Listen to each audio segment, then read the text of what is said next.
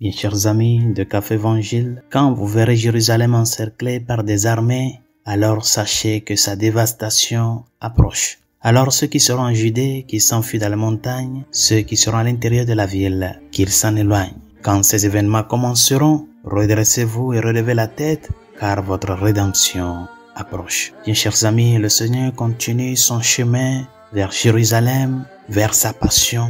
Et le Seigneur, dans l'évangile de ce jour, vient mettre un point sur la vérité et la réalité de qu'il y aura un jugement à la fin. Et cette vérité du jugement, le Seigneur le plante avec cette image de la destruction de Jérusalem. Pourquoi Jérusalem serait détruit? Parce que Jérusalem, à un moment donné, a pris un autre chemin que ce que Yahvé, le maître de l'histoire, le Seigneur de l'histoire, a prévu pour sa ville. Et par conséquent, la question du jugement, chers amis, doit nous amener à prendre au sérieux et à prendre conscience de qu'il y aura une fin.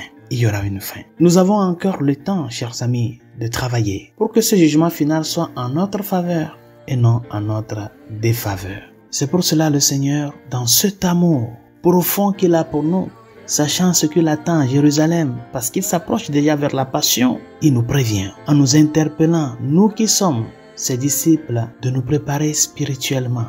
Nous préparer spirituellement pour pouvoir nous maintenir fermes et sûrs au moment des difficultés. Notre vie a une finalité, chers amis, et cette finalité, c'est de rendre gloire à Dieu. Notre vie ne dépend pas de nous, notre vie dépend de Dieu. Et tout ce que nous sommes en train de faire au jour le jour, nous allons rendre un compte. Un compte par rapport à la volonté de celui qui nous a donné cette vie-là. Beaucoup sont ces personnes de nos jours qui passent leur temps à vivre pensant qu'il n'y a rien après la mort, qu'il n'y aura aucun jugement, on n'aura à rendre compte à personne. Mais dans cette perspective, dans cette prétention qu'ils ont, au fond d'eux-mêmes, leur conscience les appelle à cette prise de conscience, de passer la vie en accord et en vérité avec le don reçu du Seigneur. C'est pour cela, chers amis, devant ce sens de relativisme que vit notre société, des gens qui appellent rouge ce qui est blanc, des gens qui appellent blanc ce qui est rouge, et chacun se taille sa vérité. Devant tout ce déclin spirituel, moral, cette désobéissance à la volonté de Dieu qui est innée à la nature, à la création, cet appel que le Seigneur nous dirige en nous prévenant